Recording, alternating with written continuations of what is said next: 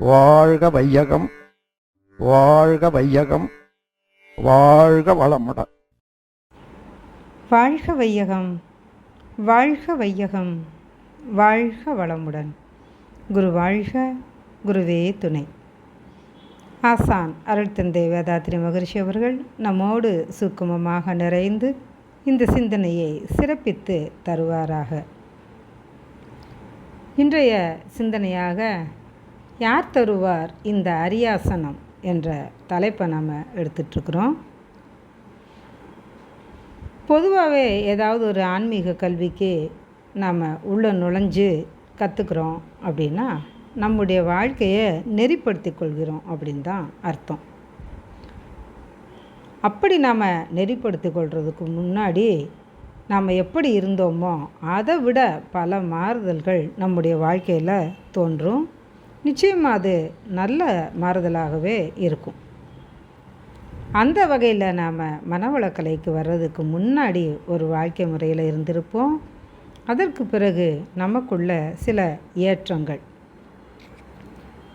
நாம் இந்த மனவளக்கலைக்கு வந்ததுக்கப்புறம் 3 விதமான நிலையில் நம்முடைய வாழ்க்கையை நாம் நடத்துகிறோம். 1 கற்றுக்கொள்ளுதல், 2 கற்ற வழி நடத்தல், 3 கற்றதை கற்பித்தல். இதில் 1 கற்றுக்கொள்ளல் அப்படிங்கிறத முதலாவது பாயிண்ட் எடுத்துக்கிட்டோம்னா, இந்த கலையில் ஏற்பட்ட ஆர்வம் காரணமாக நம்ம பெரும்பாலும் வர்றோம். மற்றொரு வகையில் பார்த்தோன்னா உடல் ரீதியாகவோ மன ரீதியாகவோ ஏதாவது தொல்லைகள் ஏற்பட்டுருச்சுன்னா அதுக்கப்புறம் நம்ம வர்றோம். அப்படி வந்த பின்னாடி முறையாக நம்ம கற்றுக்கொண்டு அதிலிருந்து அந்த துன்பங்களிலிருந்து விடுபடுதல். அதாவது நம்ம கற்றதை முறையாக செய்து வர, அதாவது கற்ற வழி நடக்க. அப்படி நடந்தோமானா நம்முடைய வாழ்க்கையில் உடல் ரீதியாக பல முன்னேற்றங்கள், மன ரீதியாக பல முன்னேற்றங்கள் நமக்கு ஏற்படுது. அதே போல் நம்முடைய குடும்ப ரீதியாகவும், நம்முடைய பொருளாதாரத்திலையும், நம்முடைய வாழ்க்கையில் நாம் என்ன இருக்கோ அதை கொண்டு நிறைவடையக்கூடிய ஒரு மனநிலையை எடுத்துக்கொண்டாலும் சரி, எப்படி பார்த்தாலும் பல முன்னேற்றங்கள் நமக்கு அதில் நடக்குது. இதுதான் கற்ற வழி நாம் நடக்கும்போது நமக்கு ஏற்படக்கூடிய ஒரு பயன். 3வதாக கற்றதை கற்பித்தல் அப்படிங்கிறத எடுத்து பார்த்தோம்னா, முதலாவது நாம் சரியாக நடந்துக்கிறோம், கற்றுட்டு நாம் சரியாக நடந்துக்கிறோம்.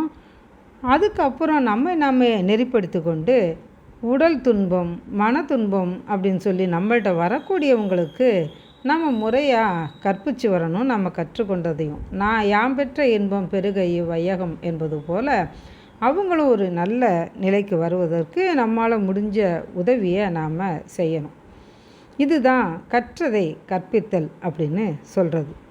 இப்படி ஒன்றை கற்பதோ ஒன்றை கற்பிப்பதோ அதற்கு யாராக இருந்தாலும் குருவினுடைய அருள் பூரணமாக கிடைக்கணும். பகவான் ரமண மகரிஷிட்ட பக்தர் ஒருத்தர் ஒரு முறை வந்தாராம். கடவுள் அனைவருக்கும் பொதுவானவர் தானே அப்படின்னு கேட்டாராம். ரமணரும் ஆமாம் அப்படின்னு சொன்னாராம். இப்போ பக்தர் கேட்டாராம், அவருடைய கருணையும் எல்லாருக்கும் பொது தானே அப்படின்னு. ரமண மகரிஷி அதுக்கும் ஆமாம் அப்படின்னு சொன்னாங்களாம். அப்போ அந்த பக்தர் கேட்டாராம், அப்படின்னா அவர் எனக்கு மட்டும் என் கருணை காட்ட மாட்டேங்கிறாரு, எப்போதும் எனக்கு துன்பம் தானே வருது அப்படின்னு கேட்டார். அதற்கு ரமண மகரிஷி சொன்னார், நீ பாத்திரத்தை கவிழ்த்து வச்சிருக்கிற, அதை நிமிர்த்தி வச்சா தானே கருணை மழை அதில் பொங்கி ததும்பும் அப்படின்னு சொன்னார். இப்போ பக்தர் அப்போ புரிஞ்சுக்கிட்டார், இறைவன் அனைவருக்கும் சமமான கருணையைத்தான் பொழிகிறாரு. அதை ஏற்க நாம் தயாராக பாத்திரத்தை திறந்து வச்சுருக்கணும். அதே போல் நம்முடைய மனதை தூய்மையாக ஏற்கக்கூடிய பக்குவ நிலையில் நாம் வச்சுருந்தோம்னா அந்த பாத்திரமானது பெரியதா சின்னதா அந்த மாதிரியெல்லாம் ஒன்றும் இல்லை. நாம் விருந்த மனநிலையில் இருந்தோம்னா இறைவனோட கருணை மழையை நமக்கு பொழிவார் அப்படின்னு சொல்கிறாரு. அதே போல தான் அந்த இறைவன் மட்டுமல்லாது பகவான் ரமண மகரிஷி அவர்கள் சொன்ன வகையில் அவரும் சரி மற்றவர்களும் சரி அனைத்து மகான்களுமே அவர்களுடைய கருணை மழையை தன்னிடம் சீடனாக வந்து சேர்ந்த அனைவருக்கும் பொழிய ஆரம்பிக்கிறாங்க. அந்த வகையில் பல மகான்களுடைய அந்த வரிசையில் நம்முடைய வேதாத்திரி மகரிஷி அவர்களுடைய கருணை பார்வை, அந்த அன்பு பார்வை நம்ம வந்து உயர்ந்த இடத்துக்கு கொண்டு சென்று கொண்டு இருக்கிறது அப்படிங்கிறது தான் உண்மை.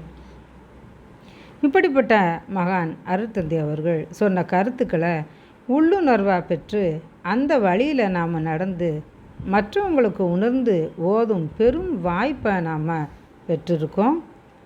ஞானாசிரியர்கள் பலரை நாம் பார்க்கும்போது பெரும்பாலானவங்க வேலை செய்து கொண்டே அல்லது தொழிலை பார்த்து கொண்டே பொருளாதாரத்திலையும் ஐவகை கடமைகளை நிறைவு செய்து கொண்டே சேவையும் புரிந்து கொண்டு இருக்கிறாங்க. அப்படிங்கிறத நம்ம கண்கூடாக பார்த்து கொண்டு இருக்கிறோம். வேலையை விட்டு விட்டு தொண்டுக்கு வந்த ஆசிரியர்களும் இருக்காங்க.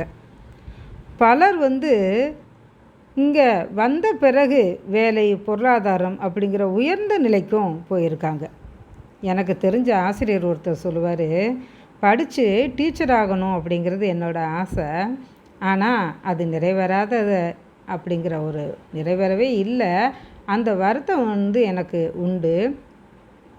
ஆனால் இப்போ பார்த்திங்கன்னா அந்த வருத்தம் எனக்கு தீர்ந்துருச்சு. ஏன்னா இப்போ நான் பலருக்கும் போதிக்கக்கூடிய ஞானாசிரியராக இருக்கேன்.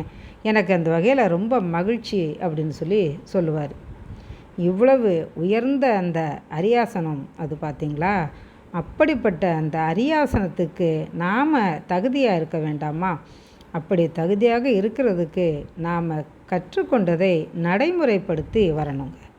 இதுக்கு தான் அருட்தந்தை அவர்கள் தன்னை அறிதல், தன் நிறை குறை உணர்தல், திருத்தம் பெற வழிவகுத்தல், வகுத்த வழி வாழ்தல் அப்படின்னு பண்புகளை பற்றி நமக்கு சொல்லியிருக்காங்க.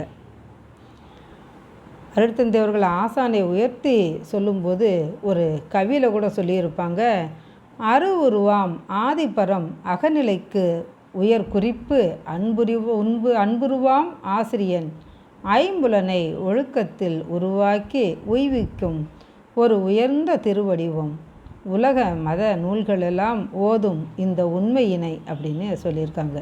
இந்த உலகத்துள்ள அனைத்து மத நூல்களும் இந்த உண்மையை சொல்லுமா.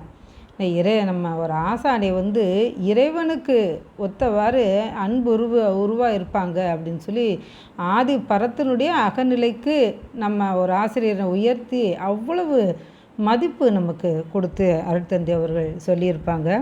அந்த வகையில் அவங்க கற்றுக் கொடுத்த அனைத்தையும் நம்ம பின்பற்றி நாமளே பண்பட்ட ஒரு மனிதராய் மாற்றிக்கொண்டு வாழும்போது அந்த அழகிய அரியாசனத்திற்கு நம்மை தகுதியாக்கி கொள்ள முடியும். அந்த தகுதியை நாம் வளர்த்து கொள்ள நாம் மேலும் உழைப்போம், பாடுபடுவோம் என்று சொல்லிக்கொண்டு அனைத்து ஞானாசிரியர்களையும் மனதார வாழ்த்தி வணங்கி இத்துடன் இந்த சிந்தனையை நிறைவு செய்து கொள்கிறேன். வாழ்க வளமுடன். வாழ்க வளமுடன்.